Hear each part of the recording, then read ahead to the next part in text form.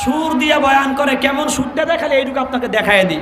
জাহাজের সুরটা দেখলাম, দেখেন, কা বাবা কান্দো কান্দো, তোমাকে চোহের ফানে কি হুগাইয়া গেছে?